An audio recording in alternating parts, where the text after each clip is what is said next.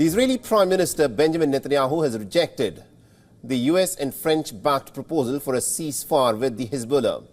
And this is when Washington has insisted that the truce plan was coordinated with Israel before the announcement regarding the truce plan was made. Now, the United States and its allies have issued a joint call for a 21-day halt in fighting in Lebanon after the Israeli bombings on what Israel claims are Hezbollah targets have killed more than 700 people and have displaced tens of thousands of people in southern Lebanon. The U.S. National Security Council spokesperson John Kirby said that the truce plan was thoroughly discussed with the Israelis, and he wondered as to what prompted Netanyahu to reject the proposal outright once it was made public. That statement we worked on last night wasn't just drawn up in a vacuum. It was done after careful consultation, not only with the countries that signed on to it, but Israel itself. And we had every reason to believe that in the drafting of it and in the delivery of it, that the Israelis were fully informed and fully aware of every word in it. And we wouldn't have done it, as I said, if we didn't believe that. So what prompted the Prime Minister's comments? Only he can say. Now, the Israeli Prime Minister Netanyahu, after landing in the United States to address the UNGA, said that his government has not responded to the proposal. Instead, he said that he has ordered for the military to continue fighting with full force against the Hezbollah until all goals are achieved. During the flight, I gave approval for the elimination of the head of the UAV unit and other things, and he was eliminated. Our policy is clear. We are continuing to strike Hezbollah with full force, and we will not stop until we reach all our goals. Chief among them, the return of the residents of the north securely to their homes. Now, Netanyahu's statement came just hours after Israel's National Security Minister Itamar Ben-Gvir threatened to withdraw support of his party from the coalition government if Netanyahu were to agree to a ceasefire in Lebanon. However, now the Israeli Prime Minister's office has clarified in its post on X, saying that the United States earlier in the week had shared with the State of Israel its intention to put forth a ceasefire proposal in Lebanon, following which officials of both countries had met and discussed the initiative on Thursday. Netanyahu's office has also said that Israel will continue to discuss the truce plan with the United States in the coming days. Meanwhile, the French President Emmanuel Macron has said that it will be a mistake for the Israeli Prime Minister Netanyahu to refuse a ceasefire in Lebanon. He noted that the plan supported by the United States and the European Union had been prepared with Netanyahu himself. I think it would be a mistake for the Prime Minister of Israel to refuse, because he would take on the responsibility of a regional escalation and, of course, new civilian victims in Lebanon, but of an escalation beyond what anyone could control. Furthermore, hundreds of pro-Palestinian protesters gathered in New York and walked towards the United Nations headquarters on Thursday ahead of Netanyahu's address to the United Nations.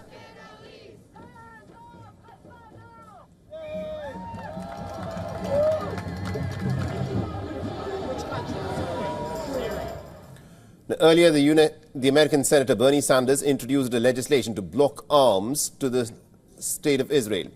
The joint resolutions of disapproval will prevent the transfer of about $20 billion in offensive weapons to Israel. The Senate will vote on the resolutions when the lawmakers reconvene in November. Now, Bernie Sanders has accused Israel of waging an all-out war against the Palestinian people. All right, now to give us more perspective on this, we are being joined by Joe Macron from France. He's a research fellow at the Wilson Center. Mr. Macron, thank you very much indeed for taking time out and speaking to us here in WION. What do you make of these very contradictory statements, so to put it, that are coming out from Washington, Paris and Tel Aviv, where the Pentagon has said that the proposal for a ceasefire was discussed with the Israelis.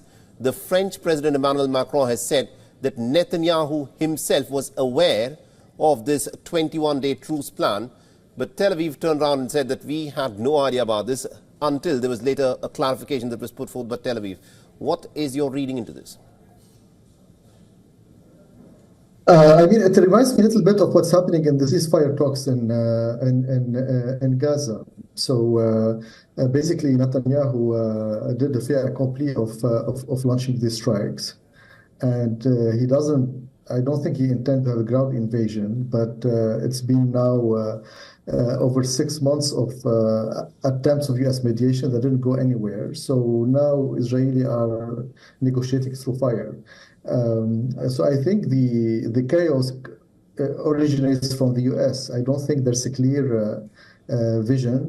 They are scrambling to basically involve the French to try to convince Netanyahu a little bit to restrain him a little bit. And I think Netanyahu, as always, he buys time. He says he wants to negotiate just to appease the American administration, but he's going to continue until he feels that it's a moment to corner Hezbollah and make a deal. So now he has the upper hand. Hezbollah is more on the run, on the defensive. Right. And mediation trying to basically go to another stage.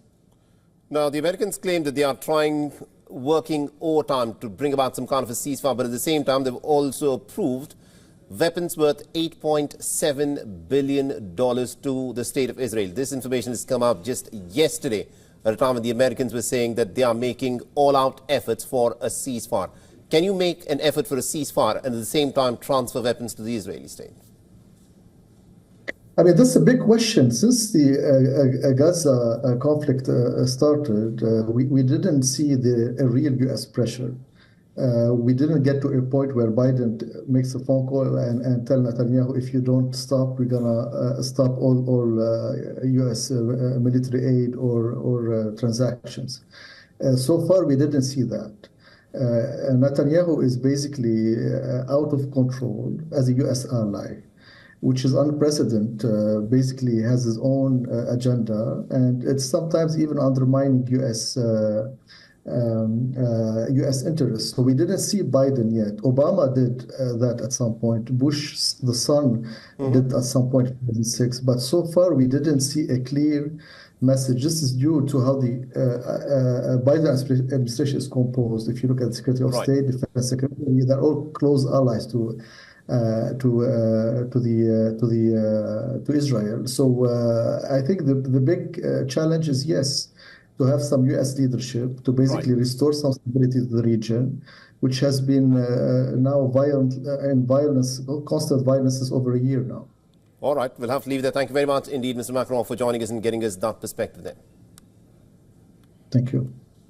For all the latest news, download the WION app and subscribe to our YouTube channel.